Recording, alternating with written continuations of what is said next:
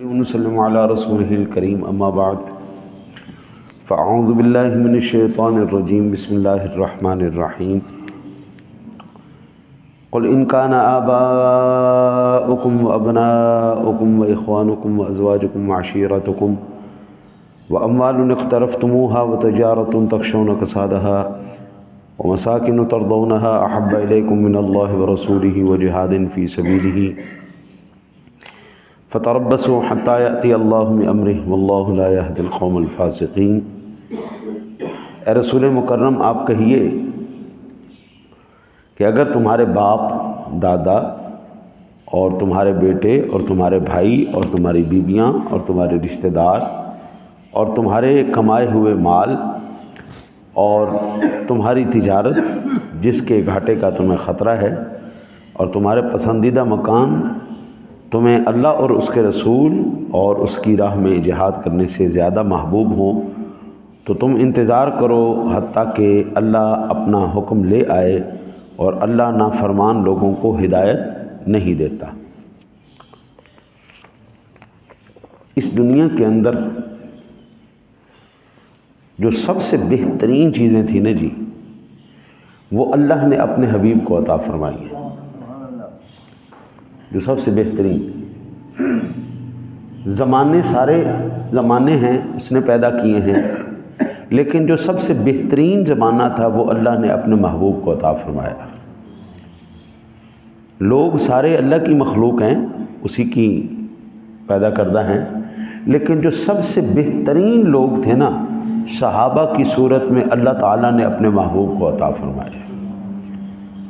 دل سارے میرے رب نے پیدا کیے ہیں، اسی نے بنائے ہیں، لیکن جو بہترین دل تھے اللہ نے اپنے محبوب کے لیے پسند فرما لیے۔ سارے مسلمان اللہ کے اور اس کے رسول کے ماننے والے ہیں، لیکن جو بغیر کسی سوچے سمجھے اپنا تن من دھن اپنا سب کچھ قربان کرنے والے تھے نا، وہ اللہ نے اپنے محبوب کو عطا فرمایا۔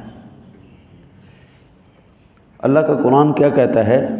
ماں ہو، باپ ہو، دادی ہو، دادا ہو، اولاد ہو، مکان ہو، تجارت ہو، کچھ بھی ہو، اگر ان میں سے تم نے کسی بھی چیز کو میرے محبوب سے زیادہ اہمیت دی تو پھر یاد رکھنا تمہارا میری بارگاہ میں کوئی مقام نہیں۔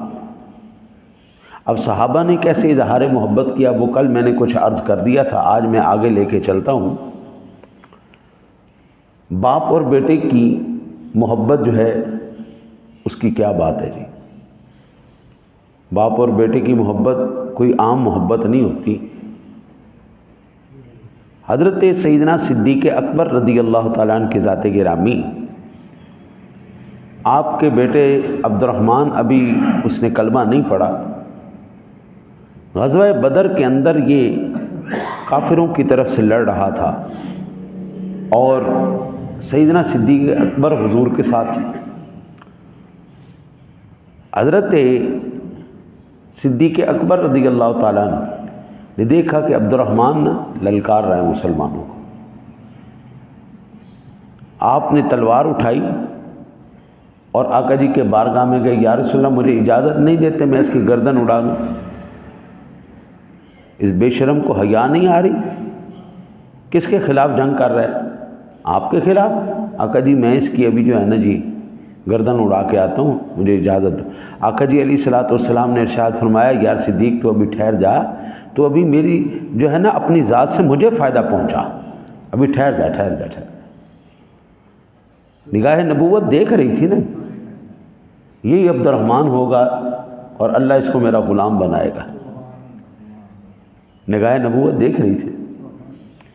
لیکن صدیق کا جذبہ قابل تعریف تھا کہ اپنا سکا بیٹا آپ نے ایک سیکنڈ کے لیے نہیں برداشت کیا کہ وہ حضور کے خلاف ہو۔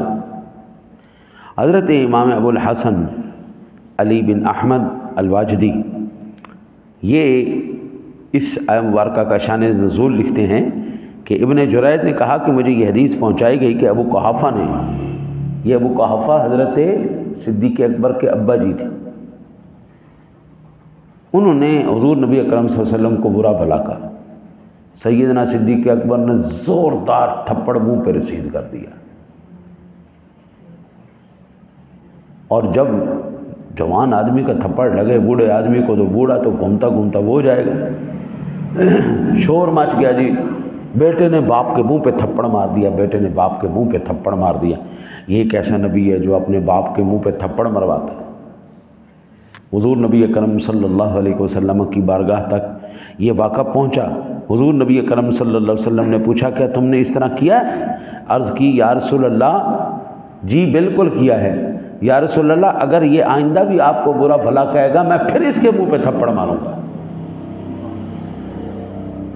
آقا جی اس کی جرت کیا ہے؟ باپ ہے ٹھیک ہے، لیکن اس وقت تک باپ ہے جب تک یا رسول اللہ آپ کی عزت کرے گا، آپ کا احترام کرے گا۔ آپ کا غلام ہے تو ہمارا باپ ہے، ورنہ یا رسول اللہ ہمارا ان کے ساتھ کوئی جو ہے، یا رسول اللہ ابھی تو میں نے اپنے آپ کے اوپر بہت قابو کیا، میں نے تو اس کو قتل کر دینا تھا، آپ کے خلاف بکواس کرتا ہے۔ حضرت جی یہ سکا باپ تھا اور سکا بیٹا تھا، ایویں نہیں افضل البشر بعد الانبیاء بندہ بن جاتا، ایویں فضیلتیں نہیں مل جاتی۔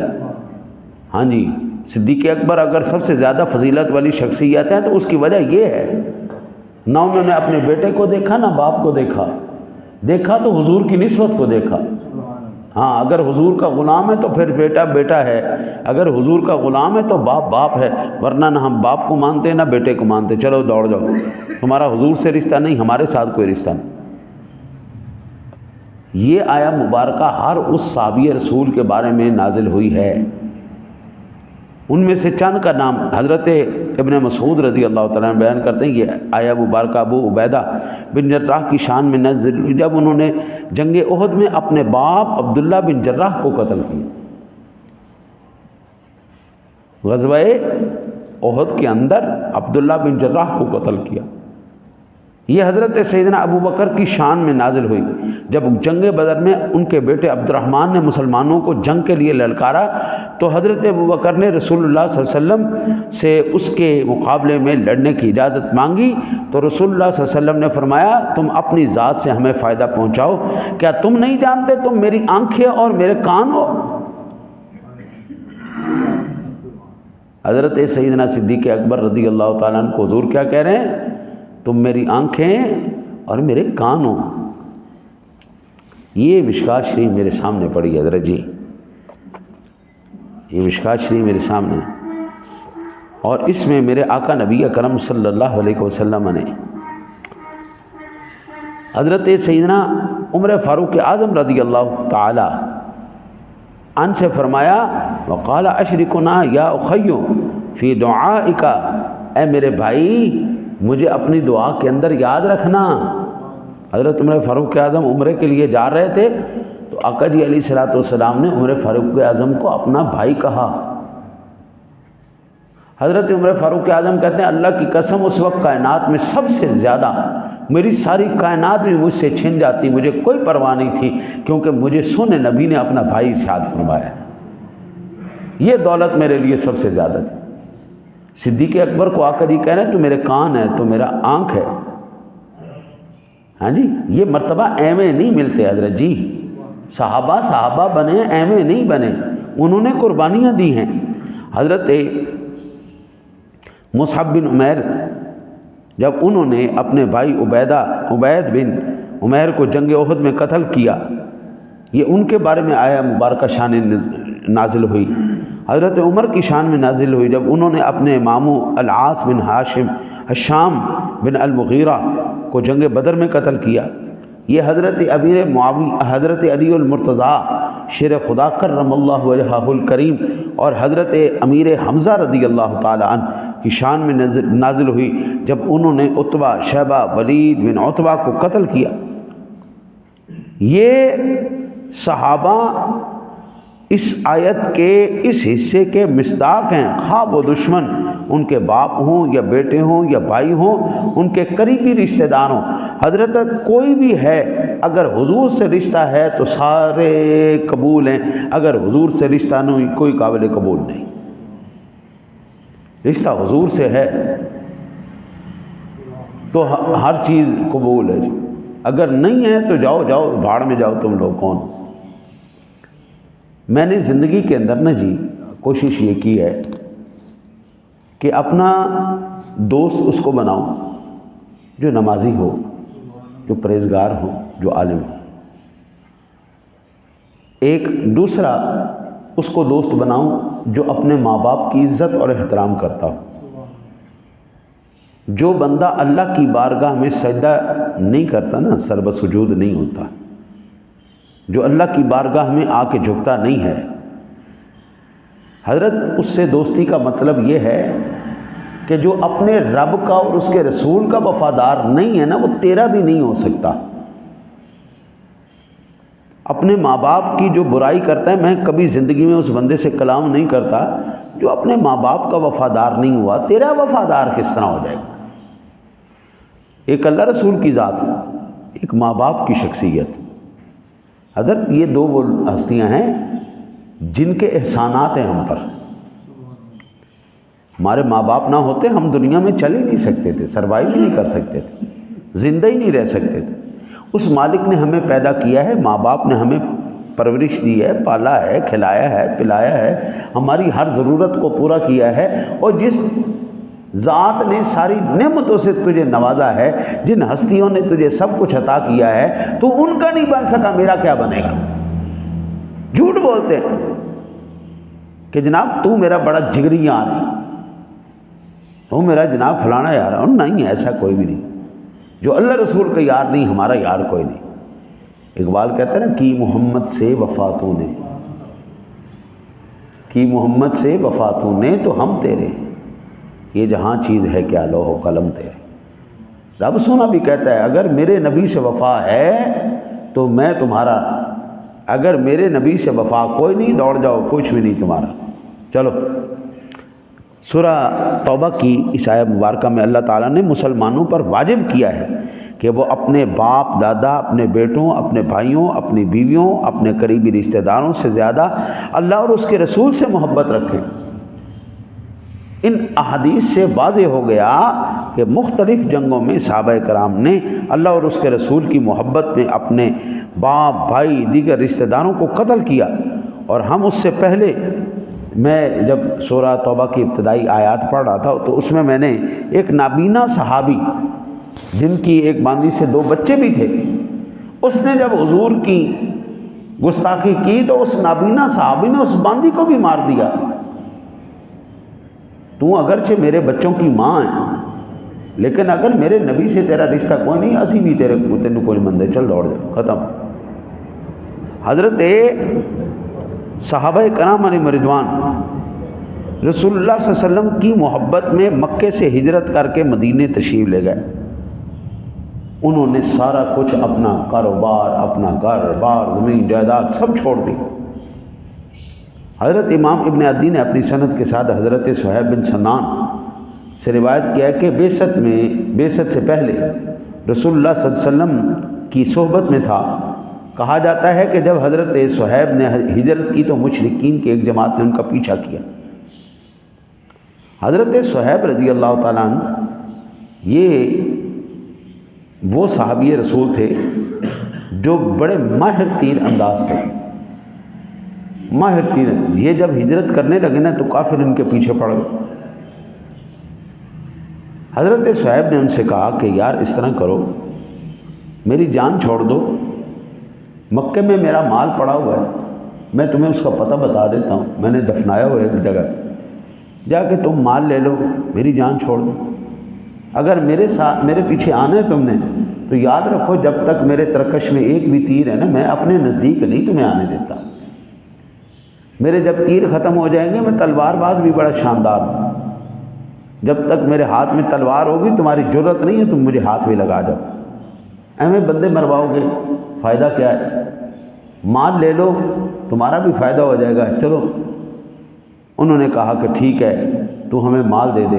حضرت صہیب بن سنان رضی اللہ تعالیٰ نے اپنے مال کا پتہ بتا دیا، وہ گئے، انہوں نے جو ہے مال قبضے میں لے لیا۔ ادھر سے حضرت صہیب حضور کی بارگاہ میں چلے گئے۔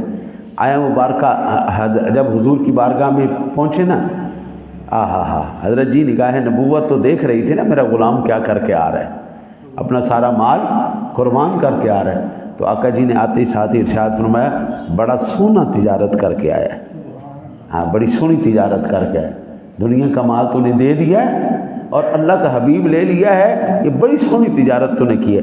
پھر اللہ وحدہ لا شریک کیسے پیچھے، وہ ذات کیوں نہ اس کو پسند فرماتی۔ ارشاد باری تعالیٰ ہوا وَمِنَ النَّاسِ مَن یشری نفسہ ابتغاء مرضات اللہ، سورہ بقرہ کی 207 نمبر آیت مبارکہ۔ اور بعض لوگ ایسے ہیں جو اللہ کی رضا کی طلب میں اپنے جان کو بیچ ڈالتے ہیں، پیسہ سارا کوئی دے دیا، سارا کوئی جاؤ لے لو۔ یہاں سے یہ بات حضرت جی دو ٹوک واضح ہو جاتی ہے، اگر اللہ اور اس کے رسول کے ساتھ محبت نہیں ہے، وفا نہیں ہے، تو یہ صرف دل کا دھوکہ ہی ہے، یہ صرف ایک نا جی وہ کیا کہہ لیں، دل کو تسلی کہ میں ایمان والا ہوں، میں مسلمان ہوں، نہیں۔